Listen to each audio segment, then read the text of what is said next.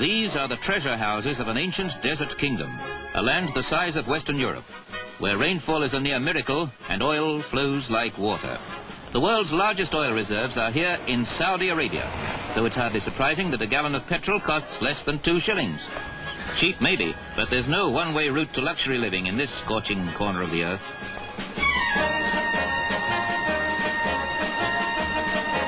Saudi Arabia, despite its potential wealth, is a country that needs help and guidance.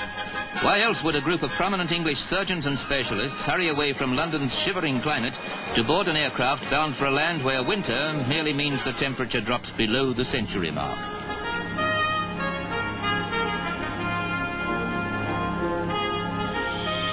Organized by the International Cultural Exchange, the visit is designed to advise and encourage the still inadequate Saudi medical service. And whether it's a hospital in London or the capital Riyadh, the urgency for expert attention is just as great. Perhaps more so here, where there are no qualified heart, plastic, chest or neurosurgeons. Such is the desperate need of a people who live alongside almost unimaginable riches.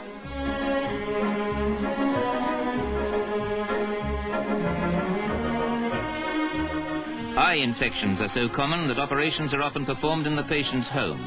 Many sufferers can be cured if treated at an earlier stage, and for one young Arab prince, examination by an English specialist may prevent the tragedy of blindness.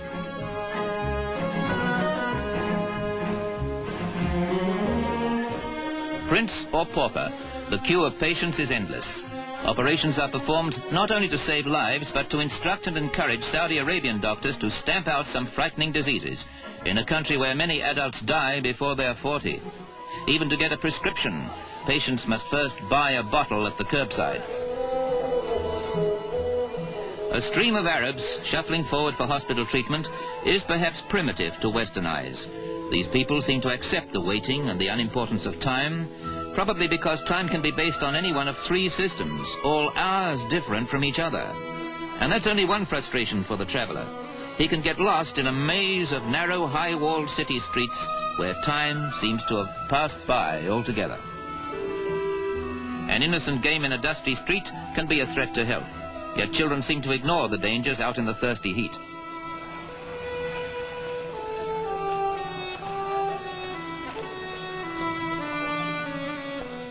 But no, this tour back into history and legend is jolted forward into the 20th century by the sight of Saudi Arabia's latest landmark, the TV studios.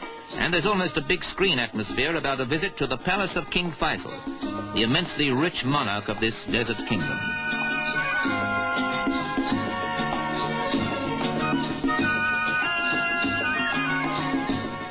Today, the man who has absolute power over his 5 million subjects is meeting the doctors who have come to help his people.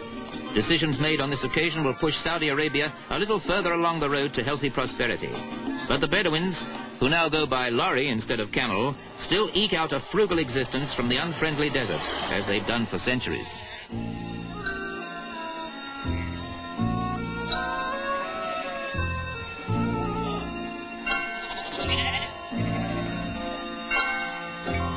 Somehow the nomadic tribes manage to survive in this scorching sea of sand. The oil beneath means nothing to their unchanging way of life. The heavily veiled women still spin goat's hair to weave the walls of their tented homes.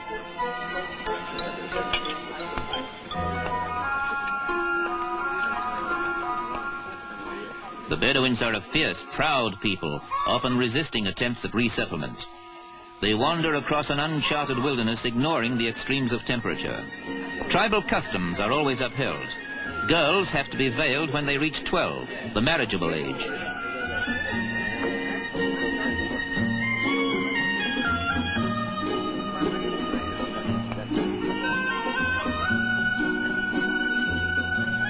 There is, of course, the high-style Bedouin life tasted by the off-duty doctors. Wines and spirits are forbidden in the country, so coffee takes on the importance of a pre-feast aperitif. Drinking goes on until a little shake of the empty cup signifies enough.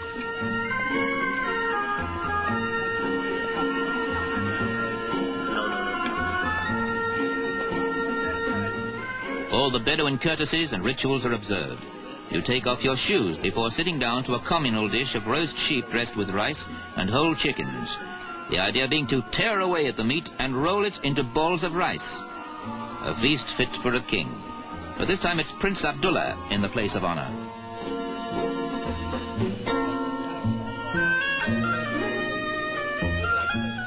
It's difficult to imagine how the wealth from oil could possibly reshape the lives of these desert nomads. The goat market is much the same as it was in the days when the whole country was just a blank on the map.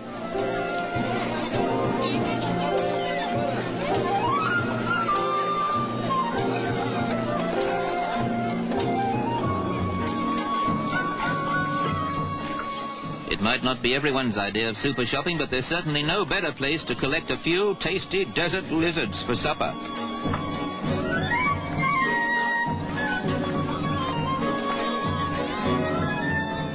Saudi Arabia cannot ignore or escape the domination of the desert, yet there are isolated places where it blossoms into jungle lushness. An oasis like this, carefully irrigated, can produce root crops and a rich date harvest.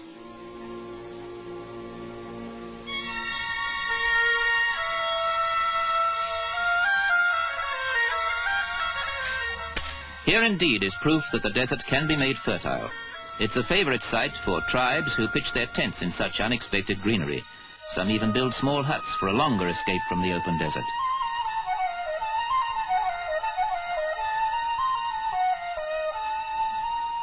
Modern civilization has edged in as well, because among the swaying palms is a swimming pool, and that's no mirage.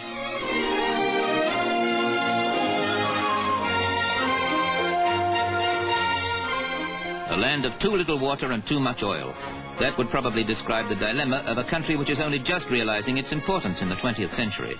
Those treasure houses in the desert may represent great future wealth, but that's not enough.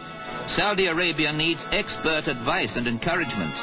Just in fact what the doctors ordered, and by their goodwill example, underlined.